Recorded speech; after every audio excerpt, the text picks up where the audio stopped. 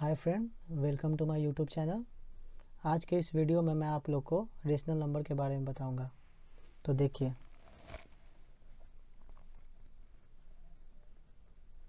Rational number, मैं इसका definition लिखता हूँ।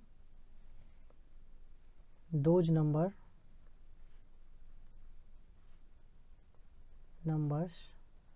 That can B written in the form of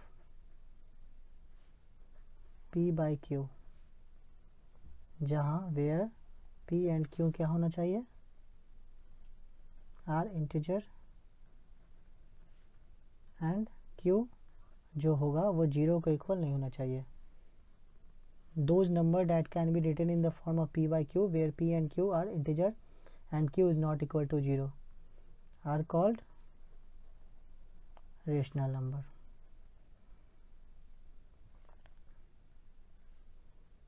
for example हम लोग क्या देखते हैं, कोई भी नंबर जो फ्रैक्शन के फॉर्म में हो, 4/5, 7/9, 8/3, 7/6, ये सारा देखिए, ये सब फ्रैक्शन में हो। ये P by Q के फॉर्म में है, ये भी एक इंटीजर है और 6 भी एक इंटीजर है, तो ये P by Q के फॉर्म में, तो ये सारा क्या है, रेशनल नंबर है। अब हम लोग नॉर्मल कोई नेचुरल नंबर लेते हैं, 7 ले लिए, 8 ले लिए, 9, 13, 15, तो देखिए ये 7 भी है, तो हम लोग को पता है कि जिसके नीचे कुछ नहीं उसके नीचे एक रहता है, तो ये भी P by Q के फॉर्म में है, तो यानी कि सारा नेचुरल नंबर भी क्या है, रेशनल नंबर है। ओके, अब कह रहे हैं कि Q is not equal to 0, तो हम लोग को पता है कोई भी फ्रैक्शन या भिन्न के बटे में कभी भी जीरो नहीं हो सकता, मतलब डेनोमिनेटर के जगह पे कभी जीरो मान्य नहीं हो सकता है, तो ये अनडिफाइन हो जाता है। इसलिए Q कभी भी जीरो के इक्वल नहीं हो सकता है, क्योंकि कोई भी फ्रैक्शन हो या कोई भी भिन्न हो जिसका हर हो या डेनोमिनेटर हो, वो कभी जीरो नहीं हो सकता है।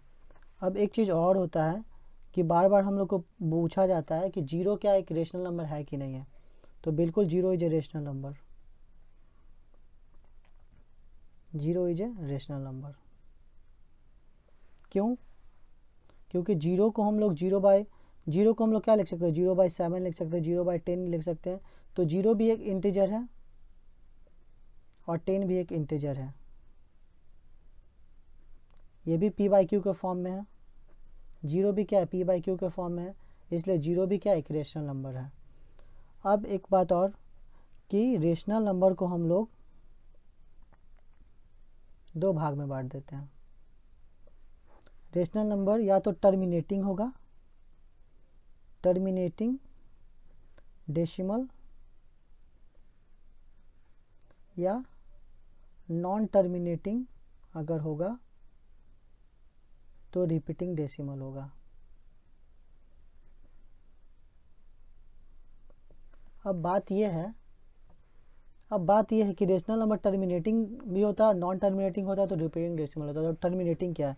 टर्मिनेटिंग उसको कहते हैं जो पूरा का पूरा मतलब जो आपस में कट जाए, उसको हम लोग टर्मिनेटिंग बोलते हैं, जो पूरा का पूरा कट जाए। नॉन टर्मिनेटिंग उसको बोलते हैं जो कटे ना आपस में।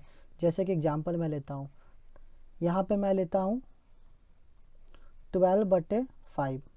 अब इसको मैं डिवाइड करता हूँ 5 में 12 से, 5 2 जा 10, यहाँ पे निकला 2, यहाँ पे हम लोग पॉइंट देते हैं तो ये हो गया 0, 5 4 जा 20। तो देखिए एक दशमलव के बाद, एक अंक के बाद ये पूरा का पूरा कट गया, तो इसका वैल्यू हो गया 2.4। तो ये पूरा का पूरा कट गया, तो ये टर्मिनेटिंग हो गया। तो टर्मिनेटिंग है तो यानी कि ये रेशनल नंबर है, तो 12/5 क्या है, रेशनल नंबर है। एक एग्जांपल मैं और ले लेता हूँ, 18/5 ही लेता हूँ। तो 5 में 18 से मैं डिवाइड करूँगा तो फिर वही बात हो जाएगा, 5 3 जा 15, इसमें से निकलेगा 3.6। तो ये भी एक दशमलव के बाद आगे जाके कट गया, तो ये भी क्या हो गया, रेशनल नंबर हो गया। तो रेशनल नंबर क्या होता है, टर्मिनेटिंग होता है, मतलब आपस में कट सकता है। रेशनल नंबर को हम लोग डिवाइड करेंगे तो कट जाएगा, तो ये रेशनल नंबर हो गया। अब बात है नॉन टर्मिनेटिंग रिपीटिंग डेसिमल किसको कहते हैं। तो नॉन टर्मिनेटिंग उसको बोलते हैं जो आपस में कटे नहीं लेकिन रिपीट हो, उसको हम लोग नॉन टर्मिनेटिंग रिपीटिंग डेसिमल बोलते हैं। जैसे कि 100/3, अगर मैं 100 में 3 से डिवाइड करता हूँ तो देखिए 3 3 जा 9, यहाँ पे आया 1, 10 आ गया, फिर 3 3 जा 9, यहाँ पे 1 आ गया। अब मैं यहाँ पे एक पॉइंट देता हूँ तो यहाँ एक 0 आ जाता है, तो 3 3 जा 9, फिर से 1 आ गया, फिर से 3 3 जा 9, फिर से 1 आ गया। तो हम लोग को एक सीरीज पता चल रहा है कि ये 3.33 रिपीट होते जा रहा है। इसका वैल्यू कितना हो गया 33.333, ये चलते जाएगा, रिपीट करते जाएगा। इसको हम लोग ऐसे भी लिख सकते हैं जो रिपीट कर रहा है। तो यहाँ से पता चल रहा है कि भले ये टर्मिनेटिंग ना हो, नॉन टर्मिनेटिंग हो, लेकिन ये रिपीट कर रहा है, आगे का सीरीज हम लोग को पता चल रहा है। तो वैसे नंबर को हम लोग बोलते हैं नॉन टर्मिनेटिंग रिपीटिंग। तो रेशनल नंबर क्या हो सकता है, टर्मिनेटिंग भी हो सकता है और नॉन टर्मिनेटिंग भी हो सकता है। बस मैं यही समझाना चाहता हूँ। तो रेशनल नंबर के बारे में हम लोग को बस इतना ही जानना था। तो अब हम लोग इरेशनल नंबर के बारे में जानते हैं। तो इरेशनल नंबर क्या है? अगर इरेशनल नंबर का हम लोग को सिंपल डेफिनेशन लिखना होगा तो हम लोग ये लिख सकते हैं, those number that can not be expressed in the form of P/Q where P and Q are integer। ये भी लिख सकते हैं। और एक डेफिनेशन हम लोग ये लिख सकते हैं, those decimal number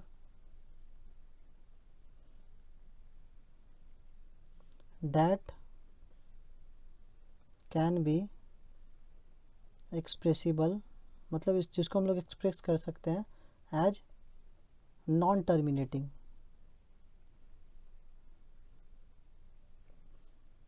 and non repeating decimal.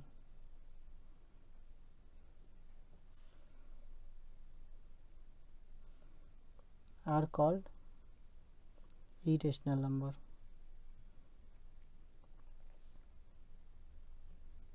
देखिए रेशनल नंबर के हम बारे में हम लोग जाने थे क्या कि रेशनल नंबर या तो टर्मिनेटिंग होगा या तो नॉन टर्मिनेटिंग होगा। तो नॉन टर्मिनेटिंग होगा तो रिपीटिंग डेसिमल होगा। लेकिन यहाँ पे इरेशनल नंबर क्या होता है, देखिए एक तो ये नॉन टर्मिनेटिंग होगा, मतलब कटेगा नहीं किसी से पूरा पूरा, और क्या होगा नॉन रिपीटिंग होगा।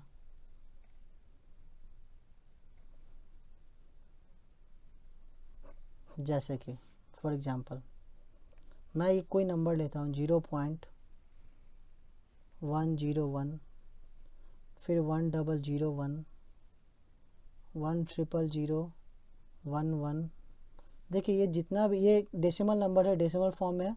यहाँ से हम लोग को इसका सीरीज पता नहीं चल रहा है, मतलब ये कैसे आगे बढ़ रहा है।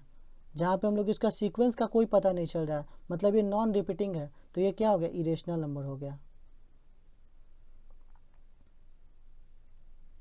एक और एग्जांपल मैं कुछ भी ले लेता हूँ, 0.23, 203, 2003, 20003। देखिए सब में फिर से वही बात है, डेसिमल नंबर है और ये नॉन रिपीटिंग है, मतलब ये रिपीट नहीं कर रहा है। इससे आगे का हम लोग को रेशनल नंबर में हम रिपीट करता था, हम लोग को पता चलता था कि आगे क्या आने वाला है, लेकिन इसमें कुछ पता नहीं चल रहा। तो इसको भी हम लोग क्या बोलेंगे, इरेशनल नंबर बोलेंगे। तो हम लोग ये बोल सकते हैं सीधे, एक पॉइंट लिख देते हैं, every non terminating and non-repeating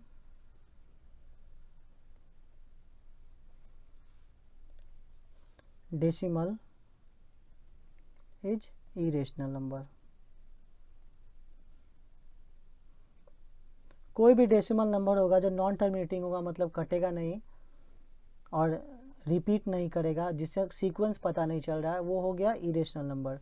और इरेशनल नंबर क्या क्या हो सकता है, देखिए कोई भी नंबर होगा जो वैसा कोई भी नंबर जो परफेक्ट स्क्वायर ना हो और अगर उसको हम लोग रूट में डाल देते हैं तो वो भी इरेशनल नंबर होगा। जैसे कि देखिए ये 7 है, ये क्या है, एक इंटीजर है लेकिन ये परफेक्ट स्क्वायर नहीं है, तो रूट 7 क्या हो जाएगा, इरेशनल नंबर हो जाएगा।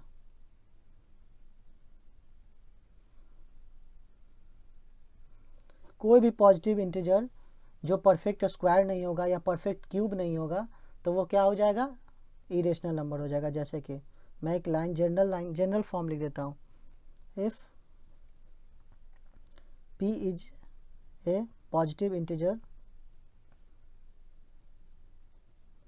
but p is not a perfect square and perfect cube, then p कोई पॉजिटिव इंटीजर है लेकिन p क्या है, ना ही परफेक्ट स्क्वायर ना ही परफेक्ट क्यूब है, तो रूट p क्या हो जाएगा, इरेशनल नंबर हो जाएगा।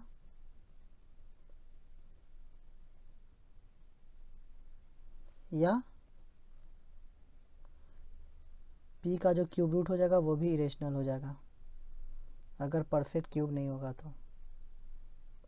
एक दो और मैं एग्जांपल ले लेता हूँ, जैसे मैं 11 को ले रहा हूँ, तो 11 क्या है, एक पॉजिटिव इंटीजर है बट ये परफेक्ट स्क्वायर किसी का नहीं है, तो रूट 11 क्या हो जाएगा, इरेशनल नंबर। उसी प्रकार 13 ले लेता हूँ, तो 13 भी क्या है, पॉजिटिव इंटीजर है लेकिन ये किसी का परफेक्ट स्क्वायर नहीं है, तो रूट लेने के बाद ये भी क्या हो गया, इरेशनल नंबर हो गया। लेकिन अगर मैं लेता हूँ रूट 16, तो 16 क्या है, पॉजिटिव इंटीजर है लेकिन 16 परफेक्ट स्क्वायर है, तो रूट 16 का तो वैल्यू 4 हो जाता है, तो ये इरेशनल नंबर नहीं हो सकता, ये हमारा हो जाएगा रेशनल नंबर। ओके, एक चीज़ और जान लीजिए, पाई जिसका वैल्यू हम लोग जानते हैं, पाई क्या है, एक इरेशनल नंबर है, इरेशनल नंबर। बट लेकिन पाई का वैल्यू क्या होता है, 22/7, यानी ये p/q के फॉर्म में, तो ये क्या हो गया, ये पूरा वैल्यू क्या हो गया, रेशनल नंबर। तो आज के वीडियो में हम लोग क्या जाने कि रेशनल नंबर किसे कहते हैं, इरेशनल नंबर किसे कहते हैं। नेक्स्ट वीडियो में मैं आप लोग को बताऊंगा कि √2 एक इरेशनल नंबर है, उसको कैसे प्रूफ करना है, या √3 एक इरेशनल नंबर, उसको कैसे प्रूफ करना है। तो नेक्स्ट वीडियो देखने के लिए आप मेरे चैनल को सब्सक्राइब कर दीजिए, और अगर आपका मेरा ये वीडियो अच्छा लगता है तो इसे लाइक कीजिए और शेयर कीजिए। Thank you.